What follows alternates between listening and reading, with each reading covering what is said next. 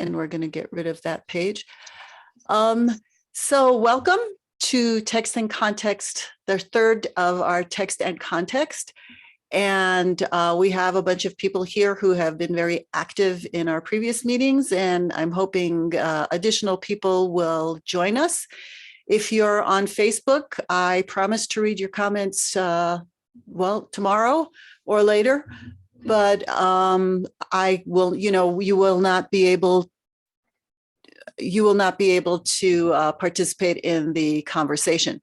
So we're going to talk today about The Valley Awakens, which David Wohl composed for us, and we premiered in January of 2020 before the world shut down. And so I'm going to start off by showing you the text and reading the text. And actually, I'm just going to stop this for a second and make sure that I can share my sound. There we go. And okay, so here is the text for Valley Awakened. And I've moved, those of you who know the piece well are aware that it combines the Hebrew text for Etz Chaim Hi, along with an English text composed by Joanna Chen, somewhat in collaboration with David. And in our conversation, a question that was asked and has been asked over and over is like, was the Hebrew created separate? Was the English created separately? Were you thinking about the Hebrew while you were creating the English? And really the answer is a little bit of both. Joanna, like myself, is fully bilingual. She's a literary translator, so she translates in both directions. So her brain, and she's originally from London, although her accent is, I thought initially South Africa, because she's in Israel talking with all kinds of people with all kinds of accent. And so her brain kind of was functioning in both languages at the same time. But I did want us to hear just the English by itself. The valley awakens to a new day, our hearts open to a new way. Behold the terebinth, her branches weave and grow, her roots delve deep in the earth below, holding the earth together as one. The valley awakens to a new day, together we are strong. And I think for me, the only thing that doesn't work just for the English by itself is this last line. It kind of comes out of nowhere without the biyachad, lo levad. So the Hebrew is Etz Chaim Hi lemachazikim ba v'tomchei ha'meushar, the prayer that we say for the Torah, and a little bit of extra Hebrew, biyachad lo levad, together not alone. Beyachad yad biyad, together hand in hand. Beyachad, together we belong. So let's start by listening. I will play the video afterwards, but now we're just going to listen, and then we'll have a little bit of talking about your comments about what David did with the text. Maybe ask him to elaborate a little bit about some of his choices. And then I'm going to play you a video of Joanna reading a lovely essay that she wrote for us in response to my questions to her in preparation for this session. So here we go. Please let me know if there's an issue, if you can't hear it well enough. I'm back up just a teeny bit.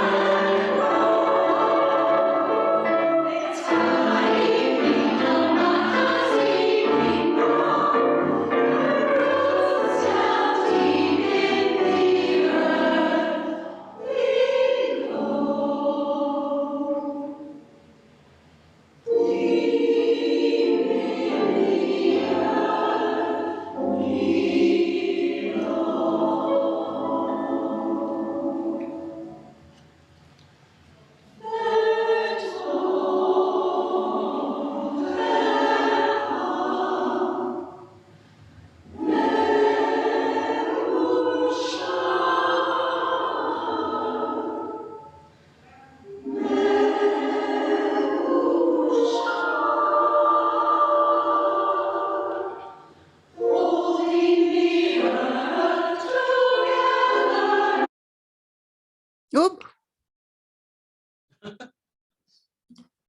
I don't know what happened here.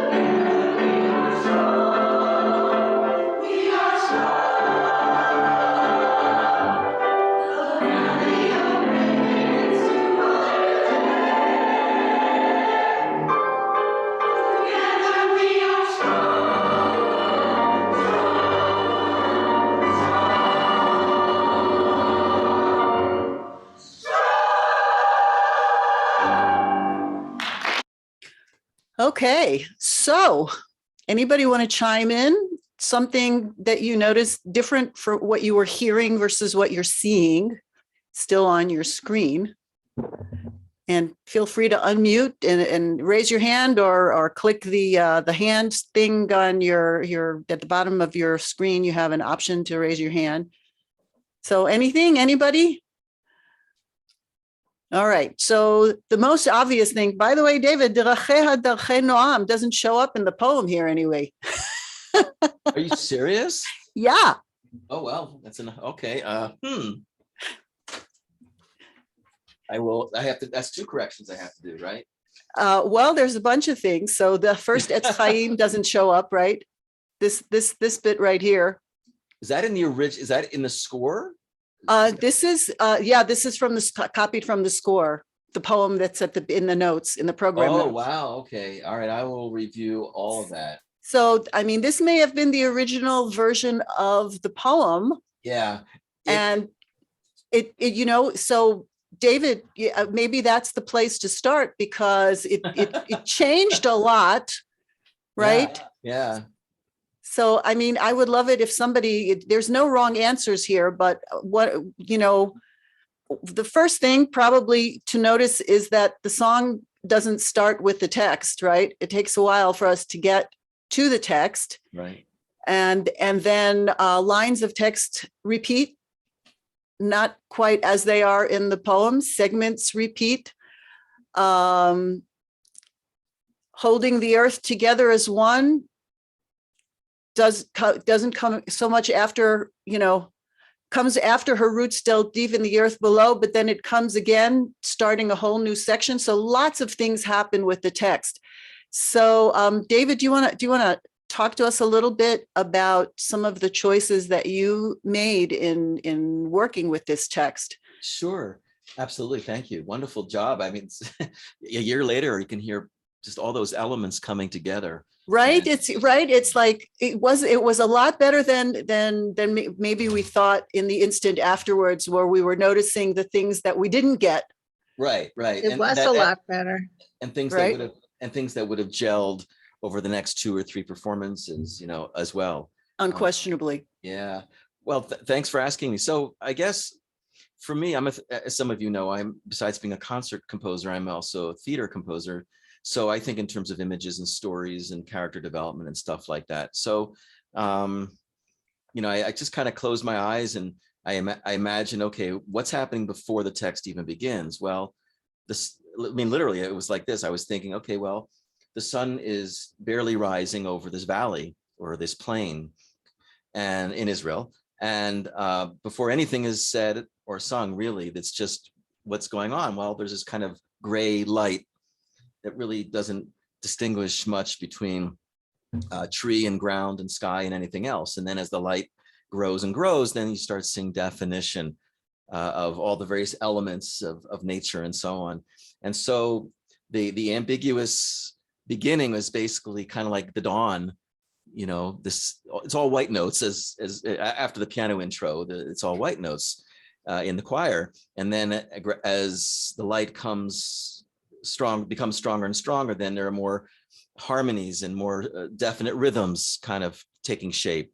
And all that was part of that idea of, from not from nothingness, but from this sort of grayness of night and dawn, you get this color and shape and form and rhythm and life.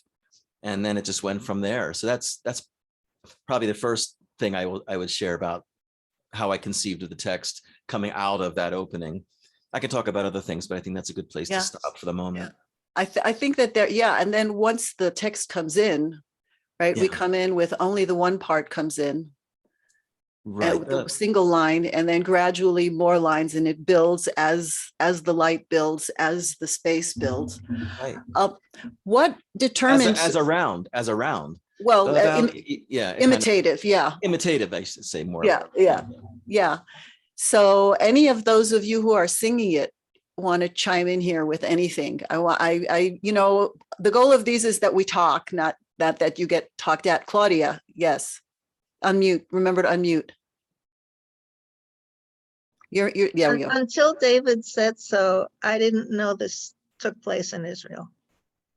Oh, we did talk about it, but yes, and remember, part of the conversation was that the terebinth is an Israeli tree. I did. It just didn't dawn on me, and now it'll have more meaning for me. Yeah, and Joanna will talk a little bit about where she lives and her valley. So maybe that's a good segue.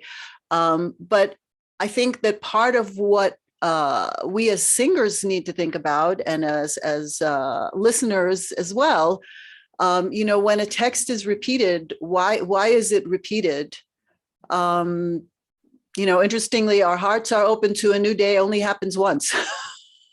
That line happens once. So I don't know that there is a definitive answer, but I think that it's worth thinking about when you're singing the lines that come back once versus the lines that repeat, holding the earth together as one, holding the earth together as one, holding the earth together as one. And something that for me as a musician is like when things repeat, it never means the same thing on the repetition. It always has to somehow be different for you, whether it's an echo, whether you're receding from it, whether it's emphasis, whether it's growing excitement, whatever that is, there needs to be a meaning.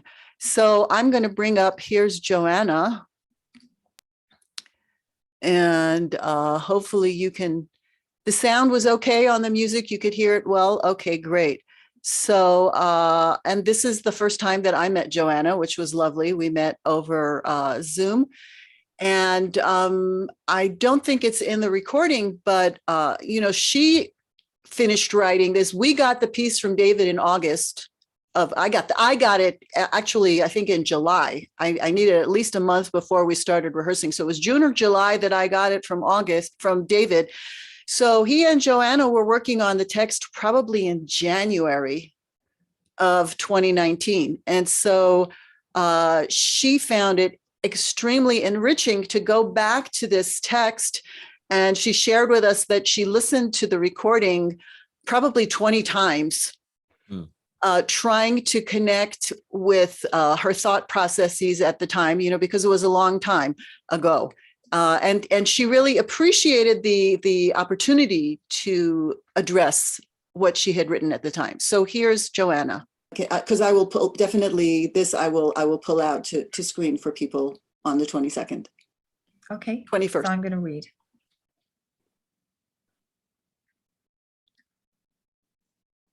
Thoughts on the Valley Awakens. Inspiration for this poem began with the terebinth tree I planted in my garden in the Ella Valley 26 years ago. It was a fragile sapling back then, and frankly, I wondered if it would survive. At first, I planted it by the front gate, and every time I walked by, I noted its limp leaves and flimsy trunk. It was lonely, I decided. One day on impulse, I dug it up and moved it to the very center of the garden. Immediately, the terebinth began to thrive, and today it towers above the house. Its roots, similar to my own metaphorical ones, are firmly entrenched within the valley I love so much, and which provides me continued inspiration for my own writing. I wanted this poem to weave through the earth and also to weave through the languages of both English and Hebrew. As a literary translator, I'm fluent in both. I loved the thought of a poem that celebrates the here and now of our being, the beauty of each day anew, but also one which acknowledges our biblical roots. The Ella Valley is the biblical site, of course, of David and Goliath's epic battle. The whole area, in fact, is steeped in biblical substance. Etz Chaim, taken from Proverbs, is believed to be what sustains and nourishes life. Knowing that this was going to be set to music, I deliberately employed end rhymes through much of the English portion of the poem. In places, both the Hebrew and English gently rhyme too. The idea behind this was to present an atmosphere of harmony and simplicity. One of the phrases, "B'yachad we belong," mixes Hebrew with English on the very same line in a way which seems totally natural to me. I love the way David set this to music. In the opening bars, I can easily visualize the terebinth tree in spring, its branches extending across the garden, pale amber pollen falling to the ground early morning as the bees begin their work, humming around the tree. Listen to those opening lines again, and you'll hear it too. So I thought those were lovely thoughts from Joanna. I did have several questions that I asked her while we were speaking. And so first of all, she mentioned, which she didn't say in her little piece, that the family actually calls it the humming tree. And David hadn't heard that either. So, and yet still we have this humming tree. So I talked about the language. And so one of my questions to her was whether writing it, knowing that it was going to be sung, and knowing specifically that it was for a women's choir, whether that impacted her writing process at all. And she shared that when she writes poetry, she's always setting it to music in her head. So she has a melody going in her head. And I'm not going to say right now what she said about setting it for women, because we're going to look at the text a little more in depth, and we'll see if you can find that. So I'm going to bring back my document and scoot down here, where those of you who are here have been here before know that I like to do this colorful kind of analysis. There we go. And if it's not big enough for you, you can change your screen. And so she mentioned, gentle rhymes flowing through and rhymes between the English and the Hebrew. And even if you just look at the highlights and the colors that go through, you can see things weaving through. Now, this lovely magenta color is solely in the Hebrew, and it's not surprising that there are a lot of in the Hebrew text, right? But the yellow, on the other hand, the E, so chayim, and the terabinth, although it's in between, and weave, and machazikim, and deep, and we belong, and we. So that E sound really twists and turns, right? Weaves its way like the roots. The same thing with the N S sound. Yeah, and it's not surprising that vowel sounds that are common to both languages are what's going to be what goes between. But I was, kind of surprised. Why is this red? This should not be red, because new is not the same vowel sound as day and awaken and day and way. So day and way is obvious, right? And grow and below is obvious. But if I look for more O's, then our hearts are open, and behold, and grow, and below, and tomcheha, and holding, right? Again, it weaves its way through. So find the thing that was dictated, was motivated by being written for women's voices. And I'm going to be patient and wait for you to find it.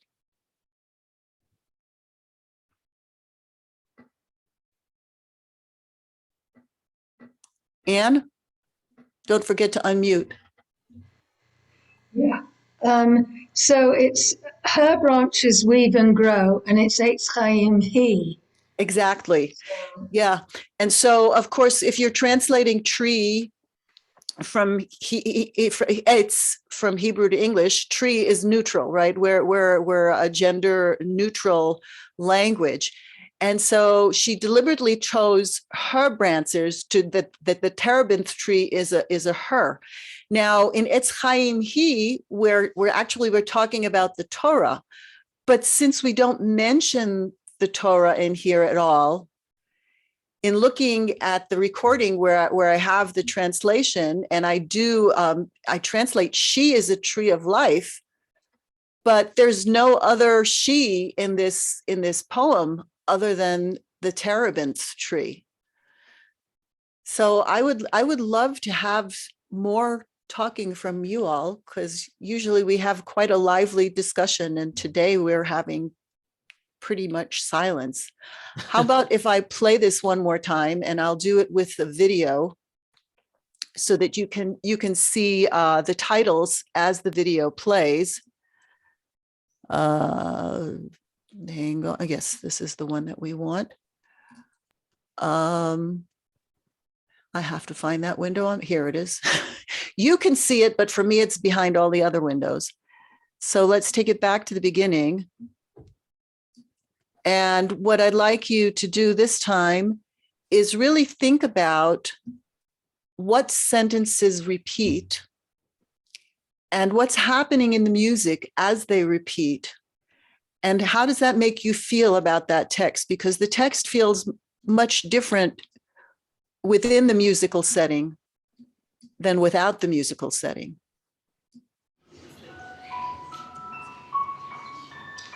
Sorry.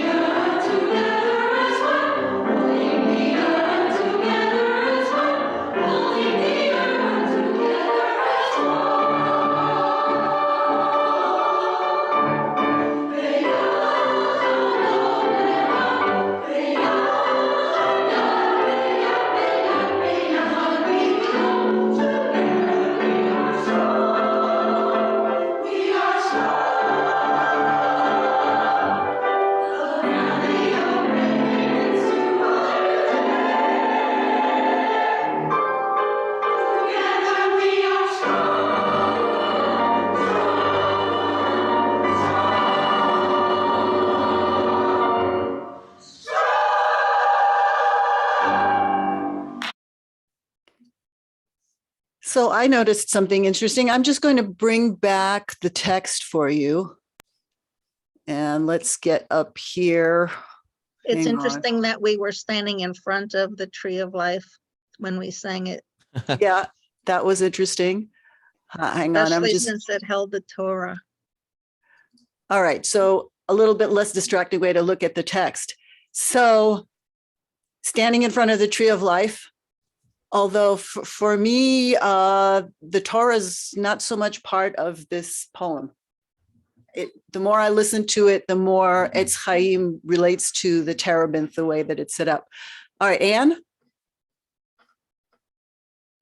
Yeah, I wanted to say that she is a tree of life is like woman who gives birth. So to me, the terebinth is us, women, maybe. Yeah, yeah, why not? Why not? Anybody else?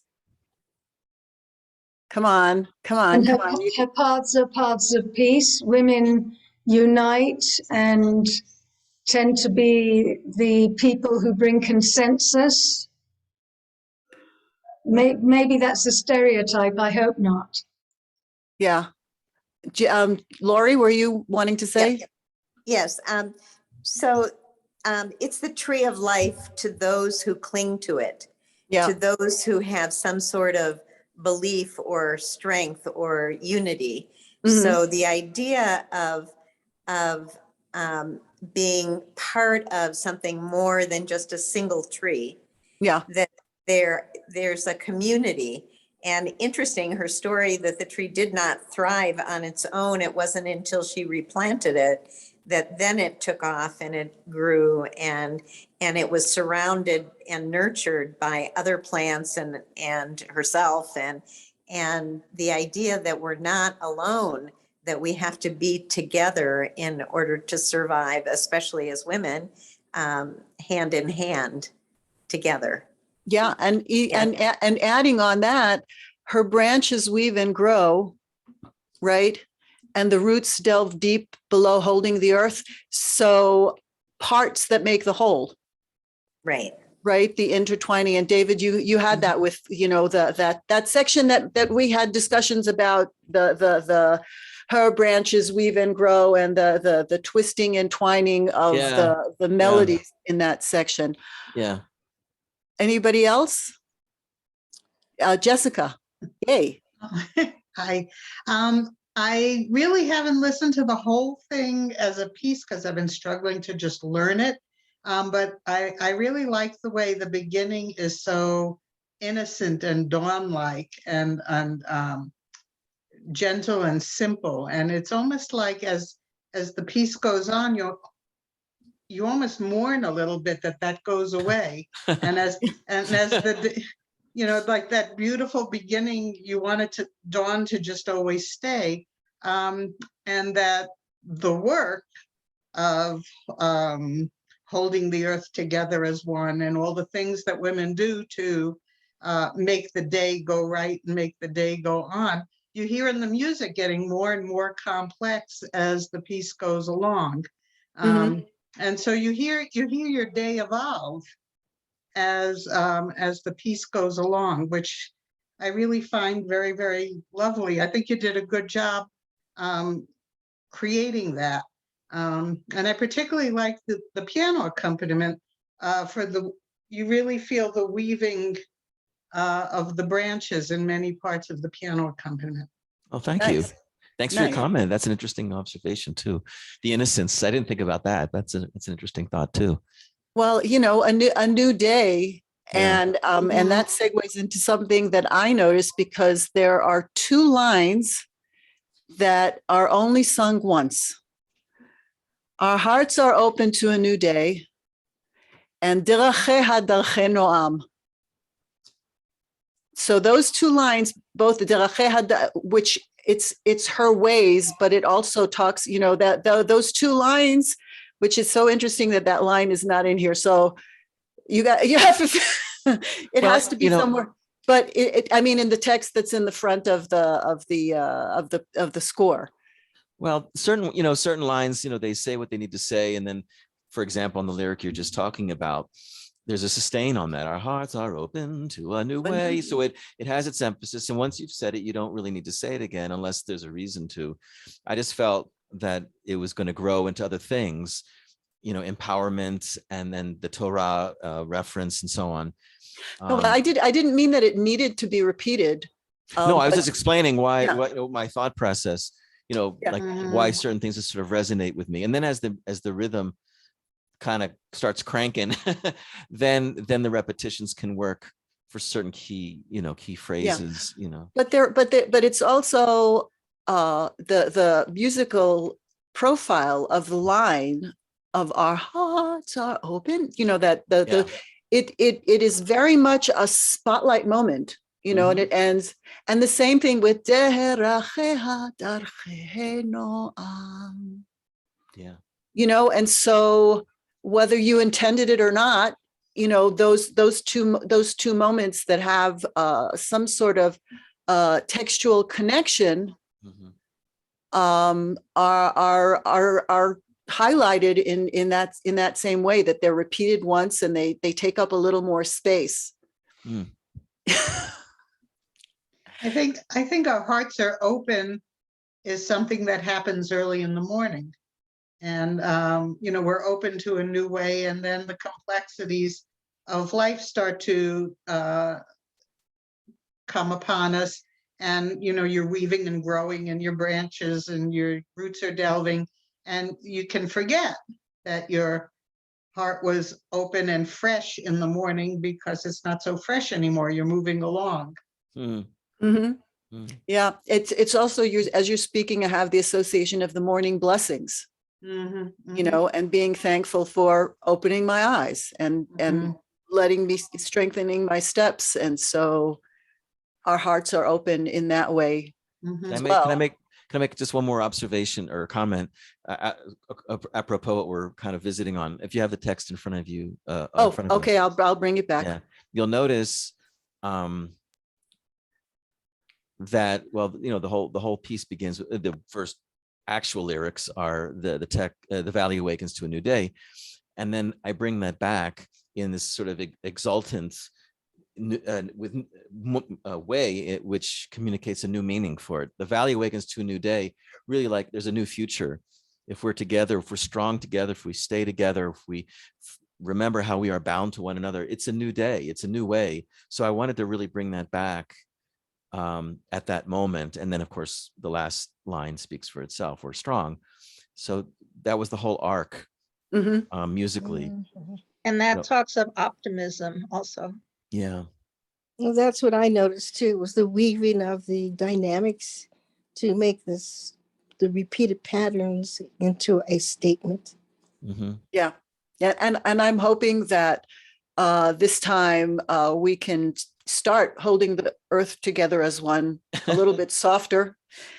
You know, as I listened to the recording several times, and my mark was, I can take a little more time here. I can wait a little bit longer before coming in.